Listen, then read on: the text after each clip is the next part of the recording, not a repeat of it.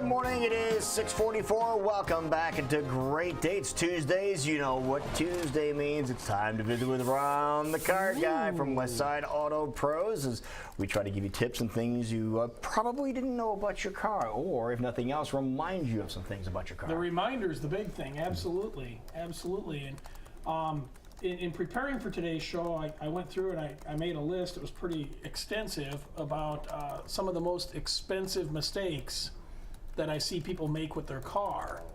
And then I kind of had to pare it down because time permits me to talk about possibly 3 of them. So I guess you just have to come back one of these days. Continue. It's guaranteed a trip back. Hey, all right. So these are the biggest mistakes that people make involving their car. What, on expenses, or what's the deal? Well, just things that people do to their car that ends up costing them a lot of money. And they certainly could have. And these are avoidable things? Yes, absolutely avoidable. Like we have this picture here, for example, out of gas. Oh, yeah. And today's cars all have fuel injection. They've all got electric fuel pumps. And the thing to keep in mind is the fuel pumps are mounted inside the gas tank, and they're surrounded by liquid fuel. Okay. And that fuel is used to cool the pump. The pump's actually an electric motor, and it builds up heat when it runs. And so the manufacturers design it so the liquid gas around there dissipates the heat and helps the pump to run cool. Okay. So if you've got somebody that drives around on fumes, or back in the early 80s, I used to work at a gas station. We had what we called the $2 chucks, where they'd come in and buy $2 worth of gas. Of course, now it's probably the $10 chucks because it's an equivalent amount. But anyway, they're always running that vehicle really low or on reserve or 10 miles till empty if they've got the digital readout on their dash. It's causing that pump to run a lot hotter. Okay. And it shortens the life of it. Your fuel pump's not going to last as long because it's running at a higher temperature than it was designed to run for long periods of time. And to put a fuel pump in today's cars, I mean, they can be anywhere from $600 to $1,000. And reason being, because you have to go in and get them. Well, exactly. So there's a very expensive repair that can totally be avoided if you just keep, a quarter tank or more of fuel. I was going to say, what do you recommend? I always hear in the winter tank. time to kind of keep it about a quarter, but you say year round. Yeah, year round. You get down to a quarter, just pretend that a quarter is E for empty, and fill it back up, and your fuel pump will last much longer than it does if it's warm. And you're going to need the gas anyway. It's not like exactly. Well, I don't know. I've always heard that, but I guess I didn't put too. My mom's like, that's hard on your car if you do that. I'm like, well, back when your mom was telling you that, we didn't have fuel injection on cars. Your mom just didn't want you to run out and be walking. Yeah, that's true. We didn't have cell phones. We didn't have fuel injection. I was always told as a kid, if you let that run empty, there's sediment in the bottom of the tank, and it would pull it in, and it's bad for the engine. There is. What's happened now is that they've actually put a pre-filter on those pumps. Okay. And the sediment that we used to worry about is filtered out, because if that got in the electric pump, it would ruin it too. But they call it a sock. It's just a little nylon filter. So it's more about keeping the pump cool so it doesn't kill itself. Right. The other thing, and this is I don't know if I want to call it a pet peeve, but it's something I see often, and it's totally avoidable, is neglecting to change your oil and filter. Yeah. I mean, a car is not like vinyl siding on a house. It's not maintenance free.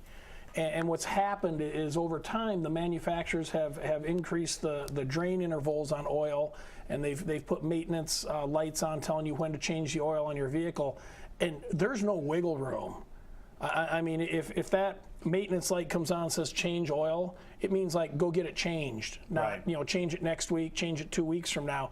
And people are ignoring that, or they're, it happens to myself. I get busy and all of a sudden I look at my oil change sticker and it's like, oh my God, I'm 500 miles overdue. And if you're setting that at the maximum, what's happening is you're killing your engine. All right, what is the life expectancy of an oil? Because you have your standard conventional oil, then you have your synthetic oil, then your synthetic blend oil. Correct. And there was a commercial on just over the weekend. I'm glad you're here. I'm glad you mentioned this, because there was a commercial on over the weekend talking about an oil that says you only have to change it once a year. And that, again, would be a high-quality synthetic oil. and it's going to boil down to also how you drive the vehicle. The way I look at it, the cheapest thing you can do to your car is change oil. And we are one small shop in Des Moines, Iowa, and we replace over a dozen engines a year because the oil system was neglected. Wow. It's that abrasive on your engine. There's no room for error. It is totally that abrasive. And once oil gets older, it starts to break down. And as it breaks down, it doesn't lubricate. It becomes just a liquid. And there's so many components inside an engine that the tolerances are tighter. They spin faster. You look at the GDI, the gasoline direct engines. I mean, now all that's run off of oil pressure, passages the size of a pencil lead. I mean, there's just no room for contamination in there. And it's frustrating to see these cars come in and they've got major engine problems, and you're putting an engine in, and you're like, this could just easily have been avoided. I mean, okay, lifespan of a typical oil change. What's a typical oil? How far can it run? Typically 5,000 miles. I'm still old school. I'm still telling people. Yeah, I'm still telling people 3, because it's going to be around 4 to 4,700 miles before you come in and see me. And if I tell you 5, you're going to push it to 6, and now we start getting into the point of no return. So shoot for 3. Shoot for 3 because it's going to take you a while. By the time you get there, it'll be 4. Exactly. Okay. And then number 3 on the list, the last thing I want to talk about is telling your mechanic what to replace. And assuming that you know what's wrong with your car, it leads to needless repairs and money out of your pocket. I mean, your friends in Google can't be right 100% of the time. Sure, there's pattern failures on cars. I mean, we all know that. This symptom is usually this part. But then the one time that it's not that part, all of a sudden there's an issue. And so, if your car's not running well, and let's say there's a misfire, and Google says it's a mass airflow sensor, and you go in and ask to have a mass airflow sensor replaced on your car, the mechanic in some cases is going to replace that mass airflow sensor, and then when they're done, you still have the same problem, and your wallet's $500, $600, $700 lighter, and now you're upset at them, and they're upset at you, and Google's not there to give you your money back, and so the best thing to do is go in and tell them what your problem is. And maybe suggest to them that, hey, I did some research online and it said it might be this problem. They probably already know that, and that's where they're going to go look first. But the multiple failed components can cause the same symptom, so it's not always the same thing that's going around on your car. And we see it on an ongoing basis where people come in and maybe the car was somewhere else, or they and their neighbor replaced these 2 parts, and we're looking at it like, yeah, it usually is those 2 parts, but it wasn't in this case, and it's just money flushed down the toilet unnecessarily.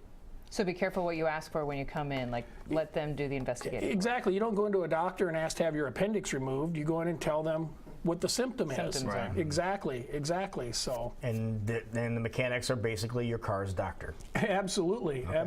There you go. But if people do have questions for you, Ron, where can they go to? They can go to askronthecarguy.com, or they can come to our website, which is westsideautopros.com, and contact us. I'll answer all questions. You can call us too. There's a phone number on the screen. Look at that. Wow. 225-9090. That's right. The old-fashioned method. Yeah, people will be answering that here in a little bit. They better be.